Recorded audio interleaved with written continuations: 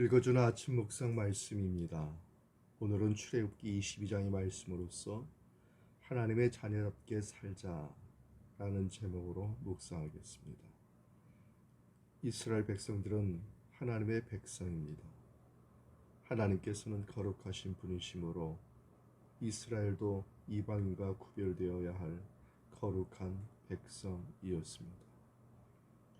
그러면 그리스도인들도 하나님의 백성으로 불신자와 다른 생활을 해야 할 것입니다. 그러면 우리가 어떻게 하면 불신자와 다르게 하나님의 자녀답게 살아갈 수 있을까요? 첫째는 남의 물건에 대하여 책임질 수 있어야 합니다. 본문의 1절부터 15절까지의 말씀의 내용입니다. 가축을 도적질할 경우 소나 양을 도적질하여 잡거나 팔면 소의 경우는 5배, 양은 4배를 갚으라고 합니다.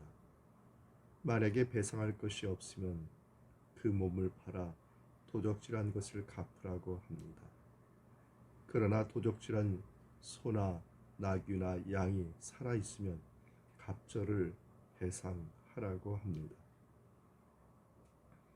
우리는 남의 것을 도적질한 일은 없습니까? 빌린 돈을 갚지 않거나 빌린 물건을 되돌려주지 않고 있지는 않습니까?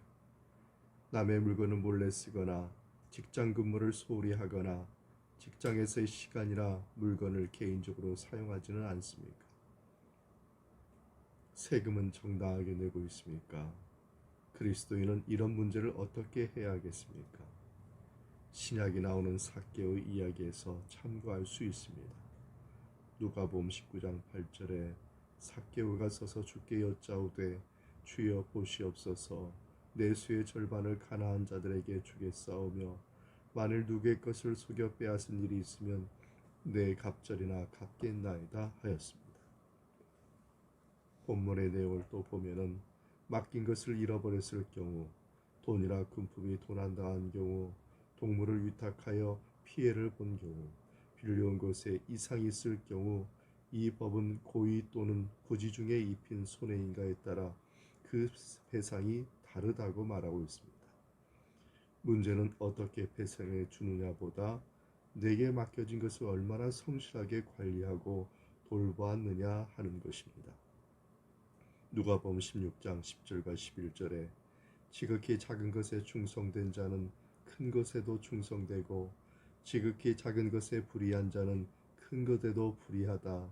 너희가 만일 불의한 재물에도 충성하지 아니하면 누가 참된 것으로 너희에게 맡기겠느냐 하였습니다.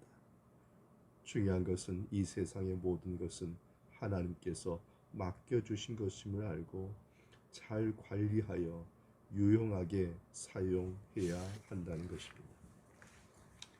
둘째는 구별된 생활을 해야 합니다. 16절에서 27절까지의 내용입니다. 결혼 전에 성을 거룩하게 지켜야 하고 어떤 형제가 결혼하지 아니한 처녀를 꾀어 동침하였으면 결혼 지참금을 지불하고 아내를 삼으라고 했습니다.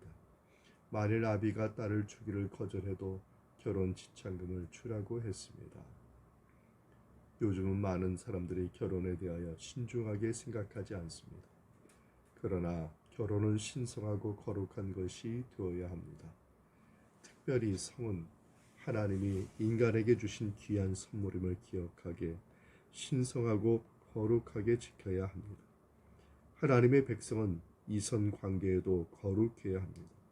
또 불신자의 죄악된 습관을 버려야 하는 것입니다. 본문의 내용을 또 보면 무당은 살려두지 말리며 짐승과 행음하는 자도 죽이라고 했습니다.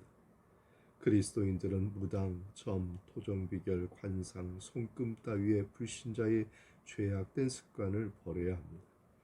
이런 것들은 영적인 간음이기 때문입니다. 또한 짐승과의 음행, 동성, 연애, 변태적인 행위도 그쳐야 합니다. 그리고 가난하고 불쌍한 자를 돌아봐야 하는 것입니다. 현재는 물질주의 영향으로 사람들이 이기적입니다. 그래서 사치와 안위를 추구하며 가난하고 불쌍한 자를 돌아보지 못합니다. 약한 자를 무시하거나 이용하고 있습니다. 그래서 하나님께서는 나그네를 학대하지 말고 과부와 고아를 해롭게 하지 말라고 하였습니다.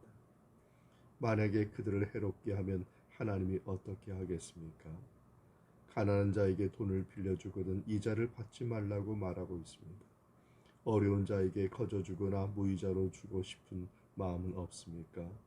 이웃의 옷을 전당 잡히거든 해가 지기 전에 돌려보내라고 했습니다. 왜 그렇습니까? 옷이 없으니까 그 옷을 입어야 하기 때문입니다. 우리 주변에 우리가 돌아보아야 할 사람은 누구입니까? 고아, 과부, 나그네, 가난한 자, 구제에 너무 인색하지는 않습니까? 나의 무관심과 인색함 때문에 헐벗고 굶주린 자는 없습니까? 우리는 하나님을 위하여 그리고 사람을 위하여 거룩하고 성결한 삶을 살며 도움을 주는 선한 사업을 하는 사람이 되어야 할 것입니다. 셋째는 하나님께 대한 의무를 다해야 합니다. 본문의 28절부터 31절까지의 내용입니다. 하나님께서는 당신이 세운 종들을 저주하지 말라고 하십니다. 또 첫 소산물을 바치라고 하십니다. 하나님께서는 처음이시고 최선이기 때문에 최초의 것과 가장 좋은 것을 받으시길 원하십니다. 처음 난 것을 바치는 것은 모든 소유가 하나님의 것임을 의미하는 것입니다. 그 표로 하나님께서는 첫 소산물을 바치라고 하셨습니다. 하나님께 바치는 것은 하나님께 바치는 것입니다. 사람을 위한 것이라면 사람을 위해 사용하는 것입니다. 하나님의 말씀의 기준을 따라서 믿음으로 사심으로 믿음으로 승리하는 삶이 되기를 주님의 이름으로 축원합니다.